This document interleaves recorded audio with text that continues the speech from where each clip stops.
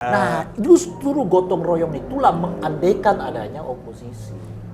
Kalau semuanya di kekuasaan, nggak ada oposisi, apa yang digotong royongkan? Peran-peran oposisi sama berharga dan mulianya dengan peran yang menjadi pemerintah. Gitu. Omnibus Law lolos, KPK, revisi KPK lolos, undang-undang Minerba lolos. KUHP yang masih banyak perdebatan lolos. IKN, ya sekalipun saya secara pribadi menyetujui IKN. Oh ya, setuju Bang ya? Setuju saya. Ya, juga lolos. Mungkin nggak Ibu Mega dengan Pak Jokowi bisa ketemu? Jawaban saya enggak. Nggak mungkin Bang ya? Enggak. Rekonsiliasi ini sudah seperti menutupi kemunafikan para politisi. Waduh. Iya kan? Iya, iya. Rekonsiliasi itu pada ujung-ujungnya mereka berbagi kekuasaan kok. Berjening ya? Nah, jadi mereka rekonsiliasi kalau kepentingannya ketemu. Iya. Bagi-bagi kekuasaan, kalau enggak akan ketemu.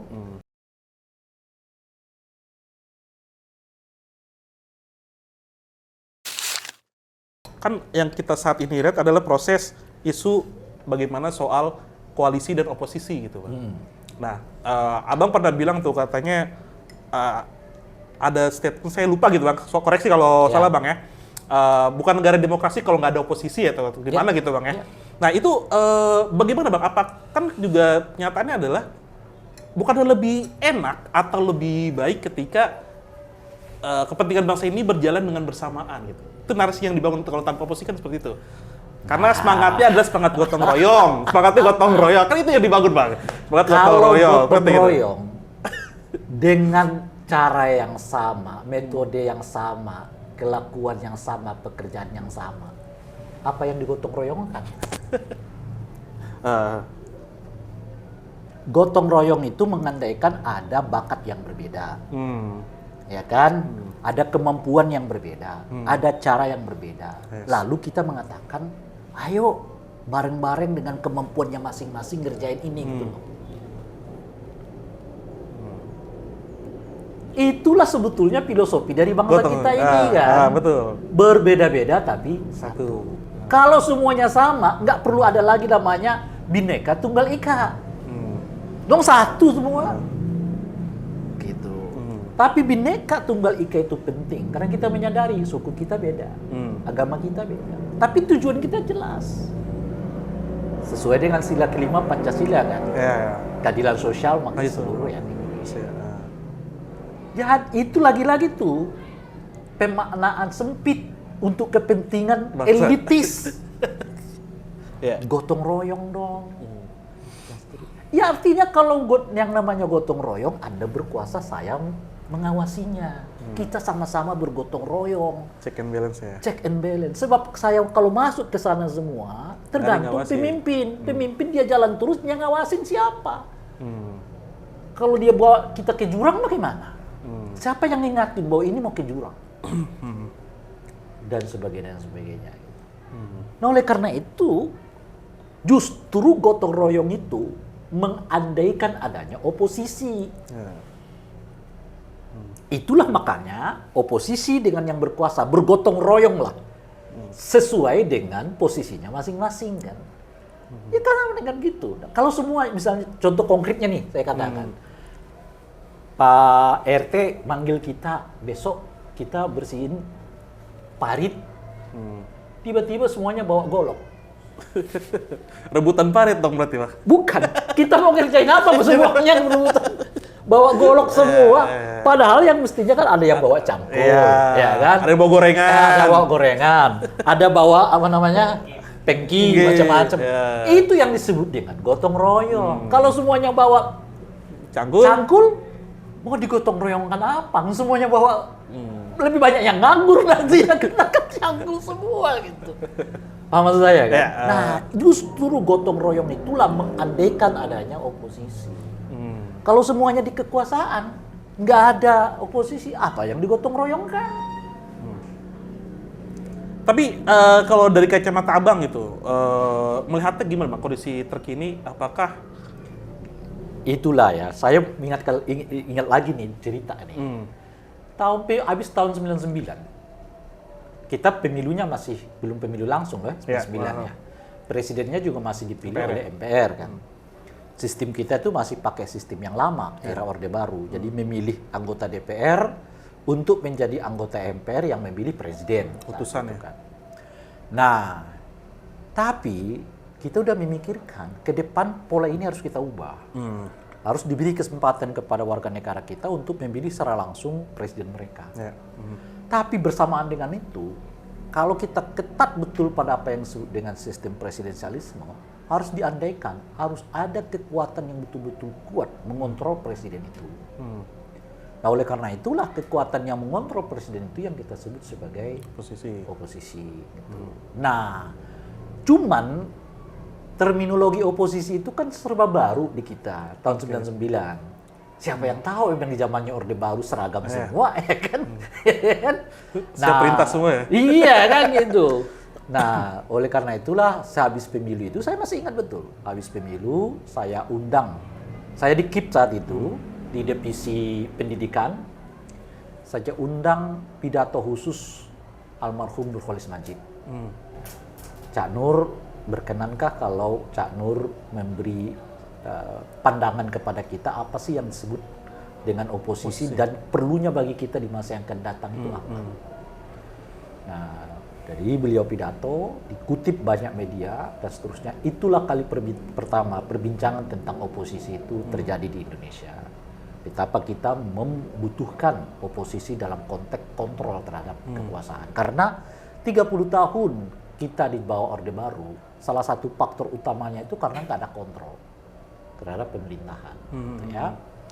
Nah, dan satu pesan yang betul-betul saya ingat dari yang disebutkan oleh Cak Nur itu adalah harus diingatkan bahwa peran-peran oposisi sama berharga dan mulianya dengan peran yang menjadi pemerintah.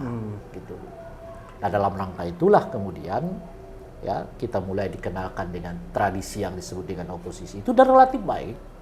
Sampai kemudian muncullah Pak Jokowi, khususnya era kedua Pak Jokowi, di mana adigium soal apa namanya itu bersama-sama lah, ya kan, apa namanya itu bergabung lah, ya kan, dalam perahu besar itu terjadi dan itu diwujudkan oleh Pak Jokowi dengan mengundang Pak Prabowo masuk ke dalam koalisinya dan hanya menyisakan Demokrat dengan PKS di luar itu. Yang dari segi kursi memang tidak cukup memadai untuk melakukan kontrol terhadap pemerintah. Dan apa akibatnya? Omnibus Law lolos, KPK, revisi KPK lolos, undang-undang Minerba lolos, KUHP yang masih banyak perdebatan lolos, IKN ya sekalipun saya secara pribadi menyetujui IKN. Oh ya, setuju Bang ya? Setuju saya. Ya, juga lolos. Karena itu bagian dari amanah reformasi. Ya kan, mengoreksi Jakarta sebagai satu-satunya ibu kota negara. Gitu. Jadi itu yang kita alami sekarang. Sampai ke praktek dinasti politik. Lolos juga gitu. Nah, oleh karena itulah oposisi menjadi salah satu syarat penting bagi perbaikan kualitas demokrasi kita, yang saya pribadi ya, berharap PDI akan melakukannya setidaknya 5 tahun ke depan. Mungkin ini kali ya Bang ya, maksudnya kalau gue lihat dari kacamata gue anak muda misalnya dari Gen Z itu, mungkin kayak melihat terminologi oposisi itu, quote-unquote adalah negatifnya karena itu Bang, bilang, lu gara-gara nggak dapat jabatan aja makanya begini gitu. Maksudnya mungkin yang salah adalah bagaimana masyarakat ataupun anak muda itu, ya khususnya gitu, menanggapi terminologi oposisi itu Bang, yang belum bisa deliver dengan baik masyarakat. Pada akhirnya elit pun menganggap kalau bergabung gak ada oposisi itu baik-baik aja gitu Bang. Jadi maksudnya ternyata kalau menurut saya gitu Bang ya, terminologi oposisi itu yang akhirnya membuat elit politik ini itu yaudah mending gue ikut kekuasaan aja gitu, karena dia mempunyai hal-hal yang bisa dia miliki gitu untuk perbaikan itu Bang. Iya, ya apalagi akhir-akhir ini ya, gejalanya adalah nggak berkuasa ya nggak dapat duit, nggak berkuasa ya nggak mulia gitu. Nah, makanya kan sempat kita utarakan dulu tuh, kalaupun kita tidak berkuasa, setidaknya kita berteman sama orang yang yang berkuasa gitu ya kan. Dia dekat kekuasaan. Iya, ya. Tetap ada bau-baunya gitu ya kan. Itu sekarang tuh Bang. Jadi ada diarahkan bahwa berkuasa itu adalah salah satu jabatan yang paling mulia, paling bergengsi gitu. Itu. Sehingga menafikan jabatan-jabatan di lingkungan oposisi gitu. Kenapa itu bisa terjadi? Saya sih melihatnya ada faktor soal popularitas Pak Jokowi memang. Oke. Jadi Pak Jokowi popularitas Pak Jokowi ini mengundang orang untuk merasa bahwa penting selalu jaga Pak Jokowi. Ya, jangan sampai ada yang ganggunya gitu loh. Nah, dalam konteks itulah kemudian semua kritik terhadap Pak Jokowi dianggap upaya untuk menjatuhkan Pak Jokowi. Nah, oleh karena itu, dengan sendirinya muncul semacam sensitivitas di kalangan masyarakat, tanda kutip ya, anti terhadap yang disebut dengan oposisi. Itu yang terjadi. Jadi ada populisme yang sangat kuat. Populisme itu yang lahir gitu ya. Yang kemudian menenggelamkan peran-peran oposisi, bahkan pada tingkat tertentu, oposisi dianggap negatif banget tuh. Seolah-olah tukang ganggu lah. Tukang sekedar cari kekuasaan lah, macam-macam dan seterusnya gitu.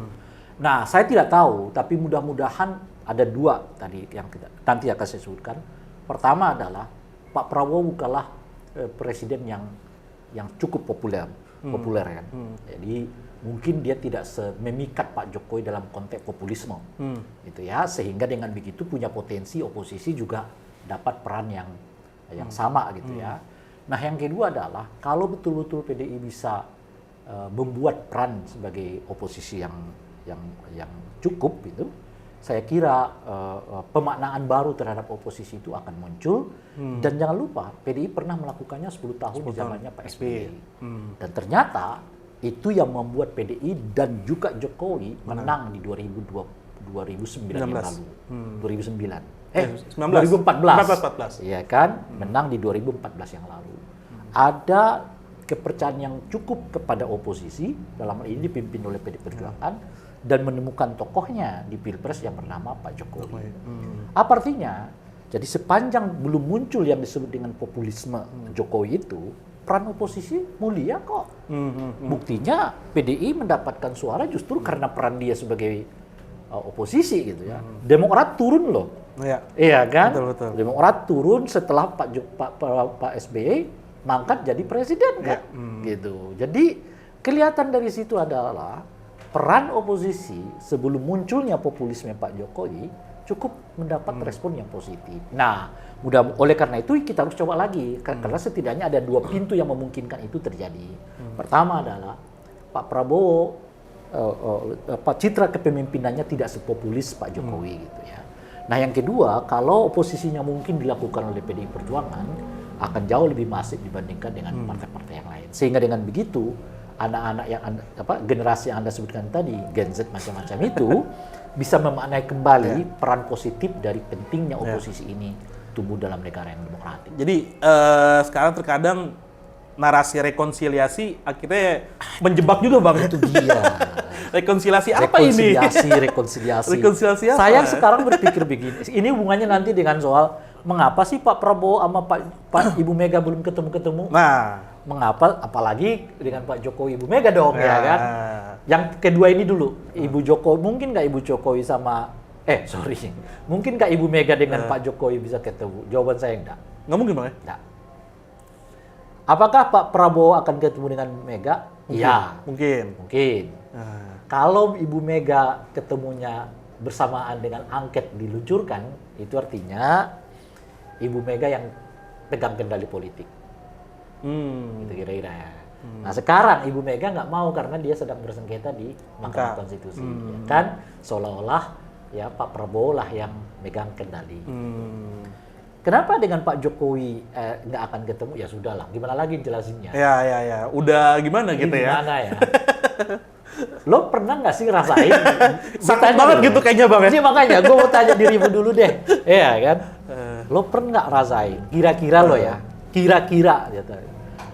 Lo merasa lo udah beri perhatian yang cukup, mengangkat orang ini, membawa dia kemana-mana, bla bla bla bla bla gitu ya. tiba-tiba dia naik, begitu naik, salah satu yang dilakukan itu adalah menghapus semua perananmu terhadap dirinya dari kisah hidupnya gitu. Pernah nggak kau alami? Sakitnya gimana? Pernah. Belum bang, belum pernah bang, belum pernah. Jangan dong. Itu sakitnya gimana ya? Bang? Bayangkan. Iya. Jadi Nah, saya nggak lepas Anda suka nggak suka sama Ibu Mega gitu. ya ya. Tapi sebetulnya sangat mudah bisa mengempati perasaan Ibu Mega itu menurut saya. 10 tahun dari bukan siapa-siapa loh di Solo. Dari sebelum itu juga legowo untuk menerima pencalonan ya. Pas lagi emang dia juga bisa berkontestasi ulang tuh Megawati. 10 tahun di Solo. Hampir 3 tahun di DKI Jakarta. 10 tahun jadi presiden. Udah cukup. Anak minta wali kota, oke. Menantu minta wali kota, oke. Diberikan semua. Ingat, saya Gibran jadi wali kota Solo, saya tentang keras loh ya. Bobi jadi wali kota Medan, saya tentang. Sejak saat itu saya mengetahui itu dinasti politik. Oke. Sejak saat itu gitu. Tapi PDI masih membolehkan kan saat itu gitu ya. Nah, tapi itu cerita lain ya. Kita ceritakan ini adalah soal kalaupun kau nggak suka Ibu Mega, setidaknya kau bisa mengerti lah. Perasaannya. Sama saya. Pernah nggak sepanjang hidupmu? Ibarat kata nih ya kan, lo yang tenteng dia ke Jakarta gitu lah kira-kira ya kan. Kasih dia kosnya, bulanannya segini, lo bawa dia ke kiri ke kanan, lo minta dia supaya daftar kiri kanan. Jadi nih orang, begitu jadi, yang pertama dilakukan oleh dia, mencoret semua perananmu dalam hidupnya coba. Gimana tuh? Lo nggak bisa berword. Nah, oleh karena itu, saya bisa memahami kalau Ibu Mega mustahil ya. Oke. Nanti satu, kita ya lihat. kan? Nah, itu satu. Tapi ada hal lain juga yang kau kan menyebutkan tadi rekonsiliasi. Iya. Rekonsiliasi ini sudah seperti menutupi kemunafikan para politisi. Waduh. Iya kan? Iya. Rekonsiliasi itu pada ujung-ujungnya mereka berbagi kekuasaan kok. Berjening ya. Nah, jadi mereka rekonsiliasi kalau kepentingannya ketemu. Iya. Bagi-bagi kekuasaan, kalau nggak akan ketemu. Jadi mana yang lain rekonsiliasi sudah digrogoti maknanya itu menjadi semata-mata untuk kepentingan di antara mereka. Berjening politik aja jadinya. Nah, oleh karena itu saya sendiri sekarang mulai kampanye nih, tegaskan perbedaan, gitu. Karena pemaknaan rekonsiliasi itu membuat orang serba gampang untuk mengatakan berbeda, takut. Sekarang tegaskan perbedaan. Kalau Anda oposisi, ya sudah. Saya nggak perlu ketemu. Ya kan? Jangan sampai ada seperti ketua umum partai politik dong ya kan. Cek lainnya perubahan ya. Cepet-cepet batu. Udah gagah banget pidato-pidato perubahannya ya kan. Belum 1 hari diakui hasil pemilu. Besoknya udah langsung ketemu ya kan. Di mana perubahannya ya kan? Tapi kan belum tentu masuk katanya, Pak. Ya, udah ketemu. Iya, kan saya mengatakan ketemu belum tentu masuk memang. Iya, betul. Yang saya mau katakan itu waktu pidato perubahan tuh gagahnya minta ampun gitu. Gitu. Nah, bagi saya sekarang tegaskan perubahan. Saya dan Anda itu berbeda. Kau di jalan situ, aku di jalan sini. Seharusnya begitu ya, biar dinamika. Lalu kita ketemunya di mana? Kepentingan bangsa dan negara. Dan itu sebenarnya demokrasi yang sehat seperti itu. Sebenarnya. Jadi kalau Anda benar, saya akan dukung. Iya. Kalau Anda nggak benar, saya akan koreksi. Kita ketemunya di situ. Ya akhirnya bukan. Jadi jangan salam-salaman lah, inilah. Tegaskan perbedaan. Mungkin karena saya juga orang Mandailing ya sebenarnya. Di Sumatera itu kan kulturnya ya berbeda aja gitu loh menurut saya. Cuek ya, aja gitu ya. Iya. Cuman perbedaan itu tidak dijadikan alasan untuk saling mencaci maki. Tidak dijadikan alasan untuk saling menjatuhkan macam-macam. Tapi jelas kita dan Anda berbeda. Gitu. Nah, Anda jalan di situ, saya jalan di sini nih. Ketemunya di mana? Ketemunya demi kepentingan bangsa negara. Kalau Anda benar, saya dukung. Dalam konteks pemerintah, kalau Anda tidak tepat ya saya akan korek. Bang, gue menaikkan perihal ini, Bang. Sebelum Pilpres itu, pemilihan itu kan narasi perihal ada aja orang-orang yang menolak kepemimpinan Pak Prabowo itu kan karena track record-nya Pak Prabowo itu sendiri, Pak. Nah, setelah Pak Prabowo ini mungkin nanti kita melihat hasil MK gitu ya. Mungkin kalau misalnya ini kejadian gitu, saya hasilnya adalah memutuskan menerima Pak Prabowo menjadi presiden. Bagaimana analis Abang kepemimpinan Pak Prabowo ke depannya? Apakah ketakutan masyarakat yang tidak memilih dia melihat Pak Prabowo ini melihat soal militeristik dan adanya otoritarisme, apakah itu akan kejadian ketika nantinya Pak Prabowo menjabat gitu, Bang? Kalau melihat beberapa yang sebelumnya gitu, Bang. Iya, sebetulnya ya menurut saya tidak perlu menunggu terlalu lama untuk melihat gejalanya gitu. Kenapa gitu? Sekarang aja udah kita merasakan bahwa peran TNI makin meluas. Yang masuk ke wilayah-wilayah Sipil ya? yang berhubungan dengan sipil. Baik yang dilegitimasi oleh undang-undang maupun yang karena pembiasaan yang dilakukan oleh Pak Jokowi kan. Misalnya soal pengamanan pilkada, TNI dilibatkan dan sebagainya gitu. Dan saya kira kurang lebih pikiran, bahkan boleh jadi lebih ya, pikirannya Pak Prabowo untuk pelibatan TNI di ranah sipil itu jauh lebih luas dibandingkan dengan Pak Jokowi gitu. Nah mungkin ke depan ini ya yang akan kita lihat itu adalah makin berfungsinya TNI ke ranah politik, ke ranah sipil. Padahal itu salah satunya sebetulnya yang menjadi konsen reformasi. Dui fungsi. Dui fungsi, ya kan? Supaya dui fungsi itu dihilangkan, ya kan? Dan itu satu. Nah yang kedua juga ada gejala apa namanya itu yang sebetulnya mungkin masih bagian dari aliran sungai yang dibuat oleh Pak Jokowi gitu, bahwa setiap orang yang berbeda itu ya kan adalah ancaman bagi keamanan dan pertahanan negara, stabilitas politik lah pada ujung-ujungnya. Nah misalnya kan soal sengketa ini kan, nah, kita mendengar akan ada demonstrasi yang digalang oleh katanya TKN, gitu, ya kan? Meskipun akhirnya dibatalkan karena Pak Prabowo meminta supaya dibatalkan. Tadi sini aja kita melihat kok ada miskomunikasi nih, kan kira-kira gitu ya. Tapi yang saya mau katakan bisa juga gejalanya ke depan, demo berbalas demo. Oke, bentuk antar masyarakat sipil dong berarti ya? Iya itu dia kan. Kenapa gitu? Karena sepanjang yang kita kenal ya, yang panjang tahu, 2014 ketika Pak Prabowo tidak lolos, Pak Prabowo sendiri yang demo, Pak Jokowi nggak demo. 2019 lalu Pak Prabowo tetap sengketa. Kan? Yang demo itu ya Pak Prabowo. Di Bawaslu tuh ya? Di Bawaslu kan sampai ada korban macam-macam. Betul. Dari Pak Jokowinya sendiri nggak ngirimin masa macam-macam. Nah sekarang kalau nggak dibatalin itu tadi kan, ada kesan yang apa namanya itu meminta hakim konstitusi terima permohonan, akan ada juga demo yang meminta Mahkamah Konstitusi itu menolak permohonan. Jadi demo berbalas demo, meskipun kemudian ya ditegur oleh Pak Prabowo. Gitu. Nah, jadi model-model yang seperti itu boleh jadi akan jadi tren ya, bagian dari dinamika demokrasi kita di masa yang akan datang. Ditambah tentu saja aliran sungai yang saya sebut tadi, menggunakan buzzer itu untuk apa namanya itu, ya itu tadi mengata-ngatai lah inilah dan seterusnya gitu. Berarti aku bisa lihat dari saya juga baru ngeh gitu Bang ya. Berarti sangat mengkhawatirkan juga tuh ya antara akhirnya terjadi. Tapi keuntungannya adalah Pak Prabowo ini tidak sepopuler Pak Jokowi. Sehingga mungkin beliau akan tetap melihat segmen negatif dari kehendak publiknya gitu. Itu satu.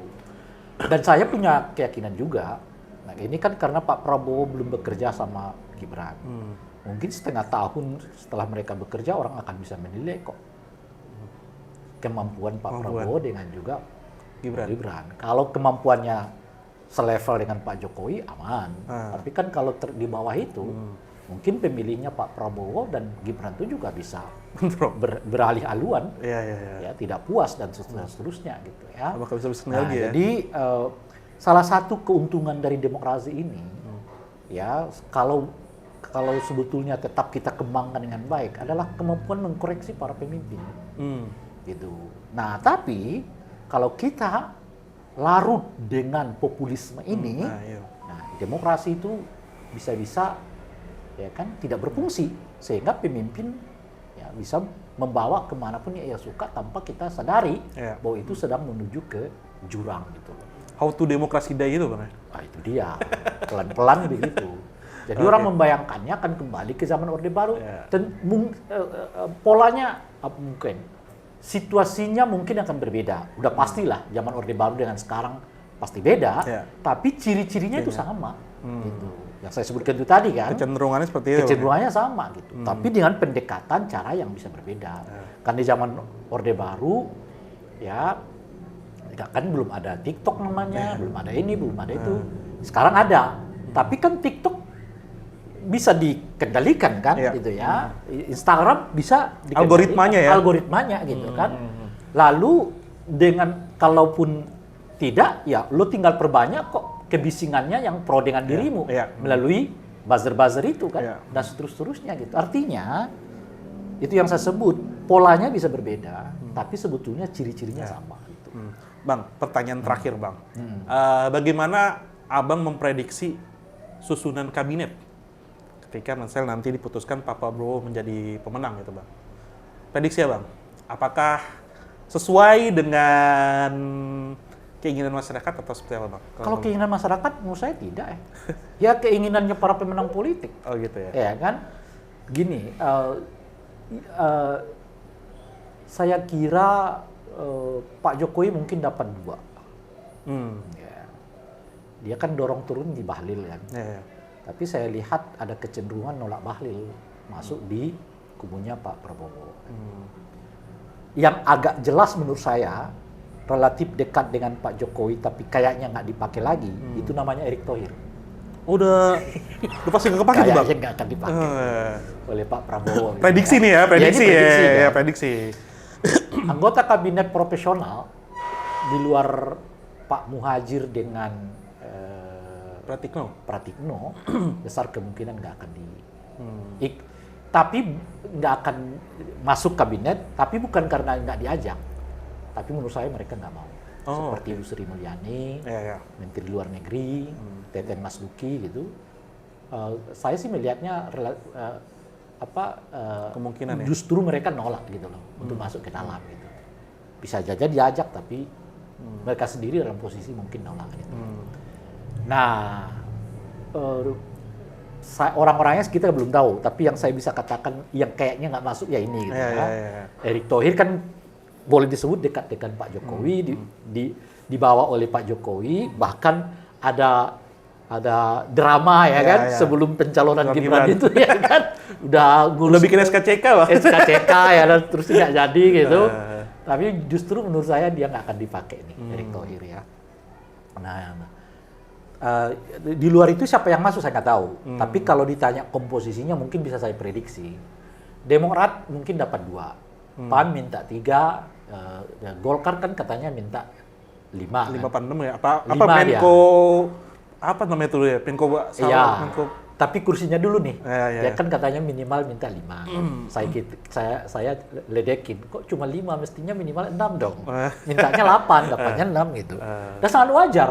Wong beliau dengan Pak Jokowi, Golkar dengan Pak Jokowi yang nggak kerja keras dapat 4. Ya kan? Nggak kerja keras loh itu. Apalagi kan Pak Prabowo masa cuma dapat 5. Makanya saya bilang minta 8 dapat 6 gitu. Nah, Gerindra mungkin dapat 3 gitu. Nah, setelah itu ya mungkin kalau PKB masuk mungkin dapat ya. Kemudian Nasdem kalau mungkin masuk ya dapat 1 gitu. Itu kira-kira komposisinya. Sorry Bang, ini terakhir nih Bang. Kayak komposisi yang tadi Abang bilang, ada nggak kemungkinan, kalau PDI udah kartu mati lah menurut Abang ya, udah nggak mungkin oposisi. Nah, tinggal 2 nih Bang, PKS, PKB, Nasdem. Tapi ini kan masih serba mungkin. Ya, ini ya, prediksi Pak. Enggak, bukan soal prediksi. Kalau saya membaca Pak Prabowo itu inginnya PDI yang masuk. Gitu. Biar tadi ada rekonsiliasi itu ya. Makanya kan kita dengar sekarang Pak Prabowo berusaha betul bisa ketemu dengan Bu Mega. Tapi Bu Mega belum membuka pintu lah ya kan. Kenapa gitu? Kalau PDI masuk, saya kira Nasdem, PKB, dan PKS itu akan dibuat di luar. gitu. Selesai sudah. Selesai ya. Kan Golkar sama PDI pemenang pemilunya kan. Jadi ya biarlah Golkar, PKB, Nasdem dan PKS di luar. Dan basis mereka cair. Di luar PKS dengan PKB lah yang relatif kuat. Tapi kan apa namanya? Beda dengan PDI gitu loh, Pak. Iya, beda. PDI itu sudah apa namanya itu jauh dengan Pak Jokowi aja masih dapat 16%. Ya kan? Artinya itu udah solid banget tuh 16% itu. Nggak bisa kayaknya akan begitulah basis masa mereka gitu. Tapi kalau PDI-nya nggak masuk gitu, saya kira mereka apa namanya Pak Prabowo itu menarik PKB yang pertama. Kenapa PKB yang pertama? Karena tetap butuh identitas Nahdien ya. Nahdien dan Islam di dalam ya. gitu ya. Kalau PKB masuk, PKS nggak dibutuhkan lagi, gitu. Nasdem bagaimana? Nah ini dia Nasdem dengan PKS yang harus berhubungan, gitu. Nah tapi kalau Pak Prabowo secara historis lebih dekat dengan PKS, maka PKS yang diajak masuk. Jadi yang tinggal nanti belakang adalah Nasdem. Jadi kalau kita buat persentase, PKB kira-kira di 60%, PKS 50%, Nasdem tuh 30% untuk ikut serta di dalam. Oh, paling jauh Nasdem justru? Paling jauh. Oh, okay. Karena apa yang mau diminta dari Nasdem gitu loh, Pak. Iya. Kursi nggak terlalu tinggi, kan. Masa cair. Kepemimpinan politik di antara mereka nggak ada juga figur. Gitu. PKS nggak lebih hebat dari Nasdem soal kursi, tapi basis massa jelas. Konkret ya? Konkret. Sampai PKB juga seperti itu ya? juga gitu. Dan ada yang kita sebut sebagai identitas Islamnya. Kalau Nasdem identitas nasional, sudah bertumpuk situ nasional semua. Gitu. Ya, nah, oleh karena itu justru kans terberat masuk kabinet itu menurut saya justru adalah Nasdem. Oke. Bang, buat penutup Bang. Ini udah penutup ketiga. Ya, jangan kayak di KPP loh. Teguran peringatan keras. Tapi ketiga peringatan. Banyak peringatannya ya. Keras mulu. Nggak kelar-kelar kelasnya. Bang, buat penutup Bang, bagaimana Bang melihat pilkada nih sebentar lagi nih Bang? Bagaimana pilkada dan sedikit aja Bang, pilkada dan demokrasi kita melihat ke depan nih Bang? Pertama seperti yang saya sebutkan di awal tadi, ini kecenderungannya dinasti akan marah di pilkada. Ya. Nah, yang kedua adalah saya kira politik uang juga akan marah. Karena kalau saya dengar di pileg yang sekarang ini dan salah satu survei juga kan menyebut ada peningkatan praktek politik uang kan. Dan makin transparan. Saat yang bersamaan kita melihat Bawaslu-nya makin nggak berdaya ya. Bukan karena mereka nggak punya alat untuk berdaya, tapi memang mereka memilih begini-begini aja gitu. Pilih untuk tidak berdaya. Iya kan, ya kita gini-gini aja lah. Yang penting kan bisa seminar ya tadi ya, bisa buka gini, buka gitu, udah selesai. Gaya pejabat banget lah gitu ya. Nah meskipun yang masuk ke sana itu banyak kawan-kawan aktivis gitu. Nah mungkin itu dia. Nah yang ketiga adalah dengan melihat situasi itu, saya nggak terlalu yakin juga. Pilkada 2024 ini akan menghasilkan sesuatu yang wah gitu. Kepemimpinan. Karena pada saat yang bersamaan, kalau nepotisme di tingkat nasional itu berkembang, ya nepotisme minat orang terhadap politik juga akan berkurang. Kenapa saya katakan begitu? Ya kita kan selamanya jadi gubernur aja, sulit jadi presiden. Karena presiden itu udah jatahnya anaknya si Anu, ya kan, keluarganya si Anu dan seterusnya gitu. Nah, meskipun begitu, ya oleh karena itu ini pesan saya ya kepada kawan-kawan yang nantinya sebagai pemilik suara di di pilkada seluruh Indonesia, maka kita harus mengatakan melawan dinasti politik dan praktek uang Bang ya. Dan dengan sendirinya gitu. Karena menurut saya ancaman terbesar demokrasi kita di masa yang akan datang itu adalah dinasti politik, politik identitas, dan politik bansos alias politik uang itu. Gitu. Oke.